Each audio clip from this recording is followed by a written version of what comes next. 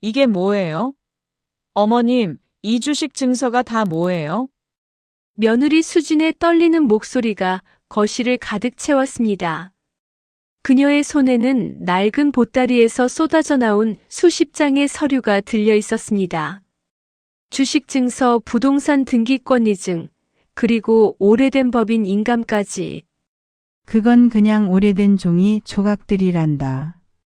70대 중반의 박순자 할머니는 담담하게 대답했습니다. 하지만 그녀의 눈빛은 더 이상 예전의 그 순한 시어머니가 아니었습니다. 20년 동안 숨겨왔던 비밀이 드러나는 순간 그녀는 이미 각오를 한 상태였습니다. 오래된 종이 조각이요? 이게요? 이거 삼성유통 주식 아니에요? 이게 지금 시세로 얼마인지 아세요? 수진의 목소리는 점점 높아졌습니다. 그녀의 남편, 즉 순자의 아들 민호도 황급히 서류를 뺏어들었습니다. 그의 얼굴이 창백하게 변했습니다. 어머니 이게 정말 진짜예요? 이 주식이 다 어머니 명의라고요? 민호는 믿을 수 없다는 표정으로 어머니를 바라봤습니다. 불과 1시간 전까지만 해도 그는 어머니에게 빨래방 알바비로는 손주 과자값도 못 대니까 다음 달부터는 용돈 좀 아끼세요라고 핀잔을 줬던 사람이었습니다. 순자 할머니는 천천히 일어났습니다. 무릎이 아파서가 아니라 이제는 더 이상 이 집에서 구부정하게 살 필요가 없어서였습니다. 너희들이 알 필요 없는 일이었어. 지난 20년 동안 그래왔듯이. 그녀의 목소리는 조용했지만 단호했습니다. 며느리 수지는 황급히 서류를 챙기려 했지만 순자는 이미 한 발 앞서 보따리를 거두어 들었습니다. 어머님, 잠깐만요. 이걸 그냥 가져가시면 안 되죠. 이건 가족 전체의 재산 아니에요? 우리도 알 권리가 있잖아요. 수진의 외침에 순자는 쓴웃음을 지었습니다. 가족이라는 말을 입에 올릴 자격이 있는 사람들인가? 지난 5년 동안 순자를 객실 취급하며 살아온 이들이 가족의 재산? 수진아, 내가 나한테 뭘 해줬는데 감히 그런 말을 해? 순자의 반문에 수지는 말문이 막혔습니다. 아들 민호도 고개를 들지 못했습니다. 이 순간부터 모든 것이 달라지기 시작했습니다. 20년 동안 빨래방 알바로 연명하던 평범한 할머니. 아들 집 작은 방에서 손주를 돌보며 눈치만 보던 늙은 여자. 그 누구도 몰랐습니다. 그녀가 한때 대한민국 유통업계를 쥐락펴락하던 신화그룹의 진짜 후계자였다는 것을. 그리고 그녀가 왜 모든 것을 버리고 이 초라한 삶을 선택했는지 아무도 몰랐습니다. 하지만 이제 모든 것이 밝혀질 시간이 왔습니다. 순자는 보따리를 꼭 안고 현관으로 향했습니다. 뒤에서 아들과 며느리가 무언가를 외치고 있었지만 그녀는 돌아보지 않았습니다. 어머니, 어디 가세요?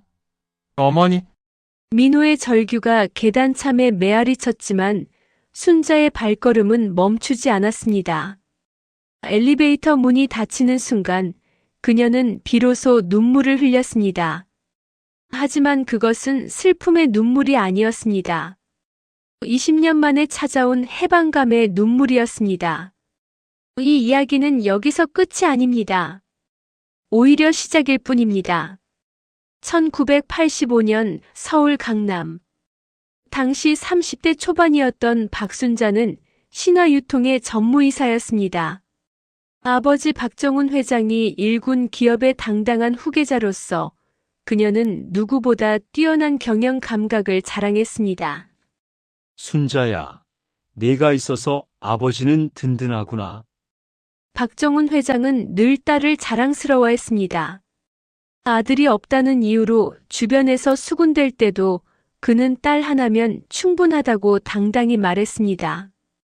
당시 신화유통은 백화점 3개, 대형마트 12개를 운영하는 중견기업이었습니다. 그리고 순자의 목표는 명확했습니다. 10년 안에 전국 100개 매장을 달성하는 것. 전무님, 이번 부산 지점 오픈이 대성공이었습니다. 첫 달 매출이 목표의 150%를 달성했습니다. 좋아요. 그럼 다음은 대구와 광주를 동시에 공략합시다. 지방 거점 도시를 먼저 선점하는 게 핵심이에요. 순자의 전략은 정확했습니다. 경쟁사들이 서울에만 집중할 때 그녀는 지방시장을 먼저 장악했습니다. 그리고 그 전략은 놀라운 성과를 냈습니다. 1990년 신화유통은 업계 3위로 도약했습니다. 박순자 전무는 이제 업계에서 유통업의 여왕이라 불리기 시작했습니다. 하지만 성공에는 항상 질투가 따르는 법이었습니다. 박 전무, 여자가 사업을 하면 뭐 합니까? 결국 시집가서 애나 낳아야죠. 이사회 석상에서 노골적으로 성차별 발언을 하는 이들도 있었습니다. 하지만 순자는 개의치 않았습니다. 오히려 그런 편견을 깨부수는 게 그녀의 목표였습니다. 그리고 1992년 순자는 결혼했습니다. 상대는 중소기업 임원이었던 이진우. 주변에서는 재벌 딸이 왜 그런 남자와 결혼하느냐고 수군댔지만 순자는 진심으로 그를 사랑했습니다. 순자 씨, 당신 회사 일 때문에 제가 무시당하는 건 상관없어요. 하지만 당신이 상처받는 건 못 참겠어요. 진우는 언제나 순자의 편이었습니다. 그녀가 지칠 때 위로해주고 힘들 때 격려해주는 사람. 1993년 아들 민호가 태어났습니다. 순자는 행복했습니다. 가정도 사업도 모두 완벽했습니다. 하지만 위기는 예상치 못한 곳에서 찾아왔습니다. 박정훈 회장의 동생 박정수. 그는 신화유통의 부회장이었지만 늘 형과 조카 딸에게 밀려난다고 생각했습니다. 특히 순자가 전무로 승진하고 후계자로 내정되자 그의 불만은 극에 달했습니다. 형님, 회사가 이렇게 커진 건 제 공도 있지 않습니까? 그런데 왜 순자만 챙기십니까? 정수야, 능력 있는 사람이 이끄는 게 맞는 거야. 내 아들 정민이도 능력만 있으면 얼마든지 기회를 줄 거야. 하지만 박정수는 납득하지 못했습니다.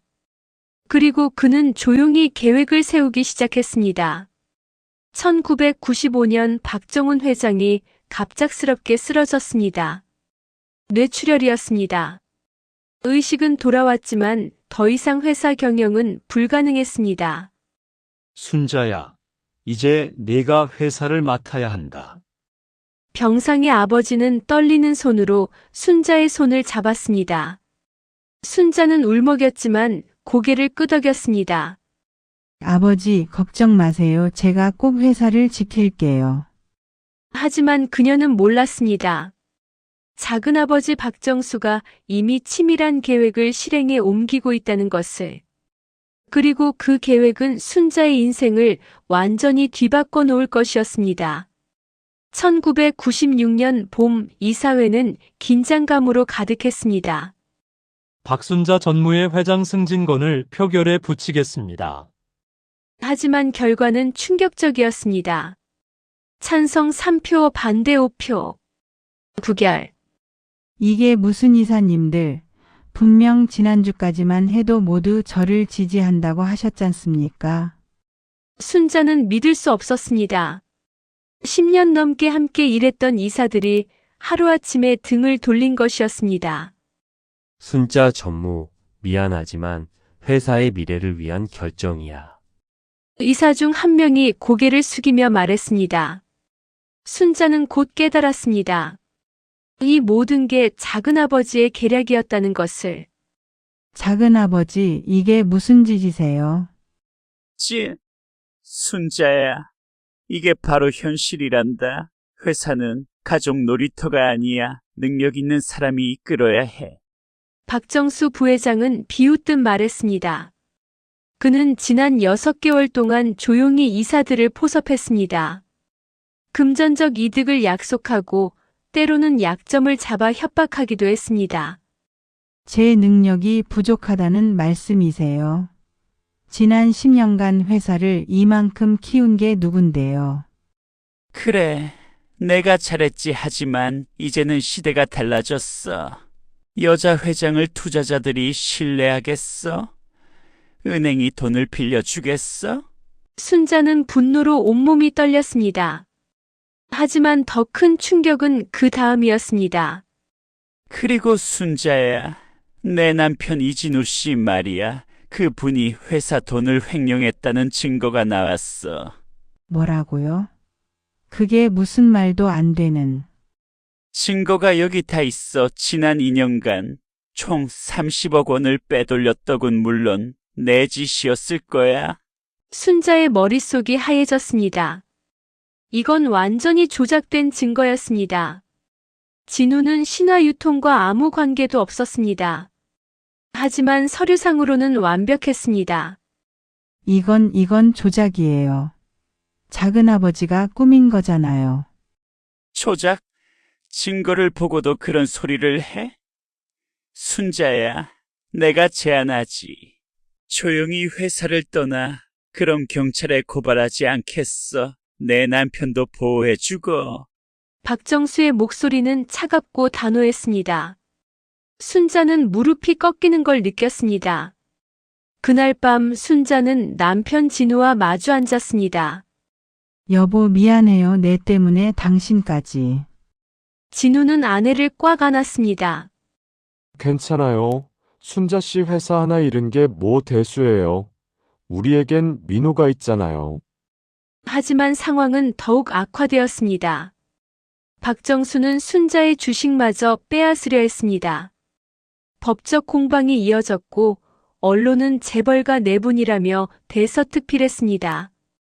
재벌 딸의 추락, 횡령 의혹까지, 신화유통 경영권 분쟁, 박순자 전무 패소 가능성, 매일같이 쏟아지는 기사들. 순자는 거리를 걸을 수도 없었다. 그리고 결정타는 아버지에게서 왔습니다. 순자야, 아버지가 미안하다. 병상의 박정훈 회장은 눈물을 흘리며 말했습니다. 작은아버지한테 주식을 넘겨라. 그래야 내 남편이 감옥 안 간다. 아버지, 그럴 순 없어요. 이건 아버지가 평생 일군 회사예요. 회사보다 내가 더 중요하다. 미안하다. 아버지가 무능해서. 결국 순자는 굴복했습니다. 남편을 지키기 위해, 그리고 어린 아들을 위해. 그녀는 신화유통의 모든 주식을 박정수에게 넘겼습니다. 단 한 가지 조건을 달았습니다. 작은아버지, 한 가지만 약속하세요. 제가 가진 삼성유통 주식만은 건드리지 마세요. 그건 아버지가 제 이름으로 사두신 거예요. 저와 회사는 아무 관계도 없어요. 좋아. 그건 인정하지. 어차피 신화유통하고는 무관한 주식이니까. 박정수는 쉽게 동의했습니다. 그에게 중요한 건 신화유통의 경영권이었으니까.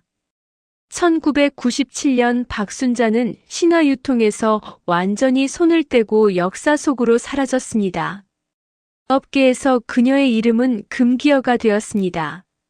몰락한 재벌딸, 횡령범의 아내. 그렇게 모든 것이 끝났다. 아니, 끝난 줄 알았다. 1998년 IMF 외환위기가 한국을 강타했습니다. 순자의 남편 진우는 다니던 회사에서 해고되었습니다.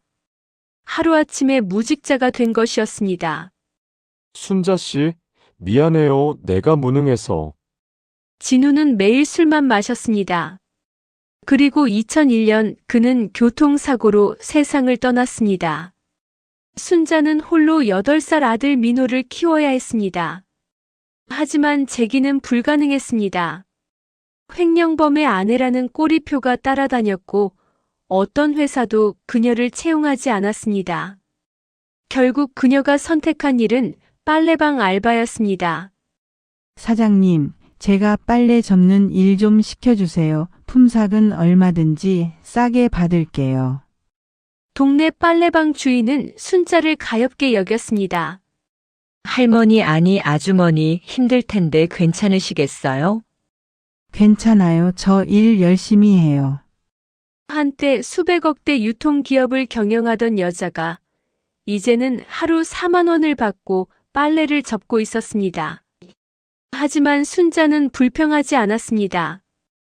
아들 민호만 잘 키우면 됐습니다. 그 아이가 자신처럼 비참한 인생을 살지 않도록 대학만은 보내주고 싶었습니다.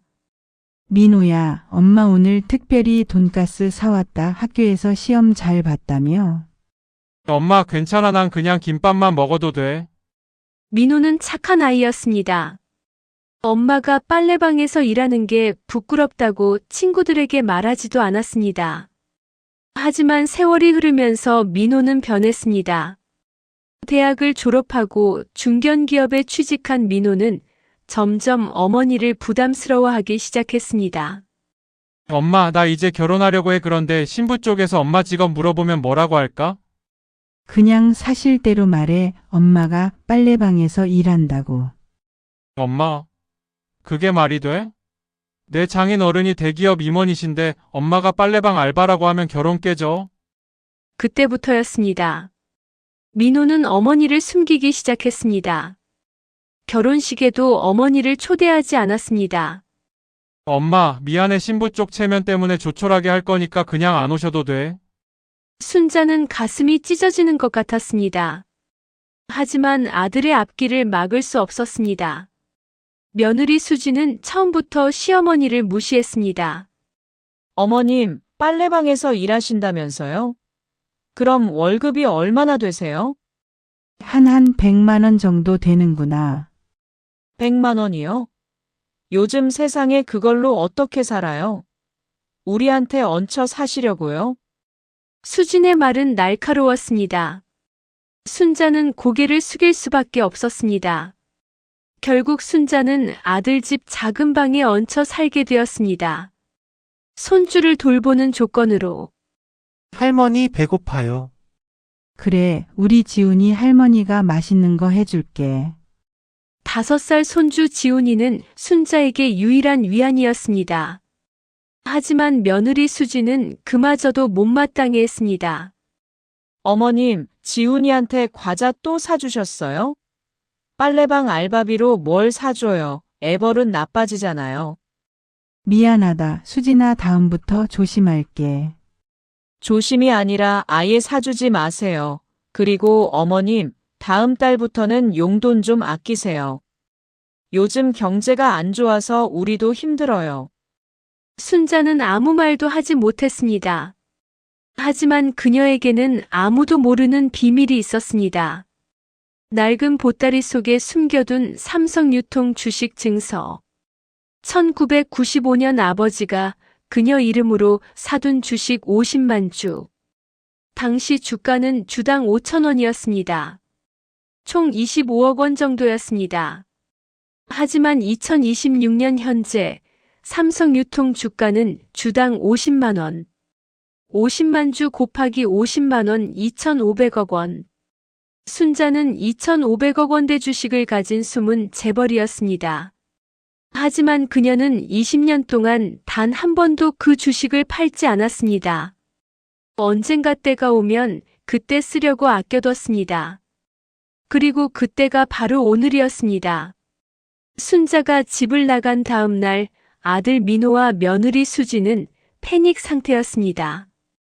여보, 어머니 진짜 2,500억 주식 가지고 계신 거 맞아? 증서를 봤잖아. 삼성유통 주식 50만 주라고. 그럼 우리 완전 대박 아니야? 어머니만 잘 모시면 그 돈 우리 거잖아.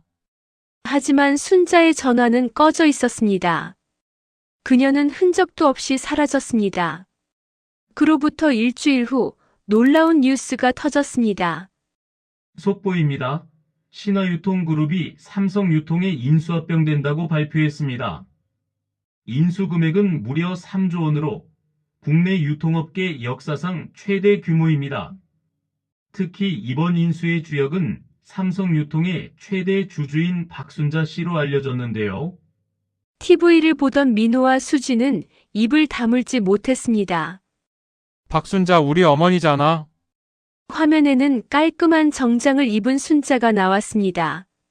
20년 전 신화유통 전무 시절의 카리스마가 그대로 되살아난 모습이었습니다.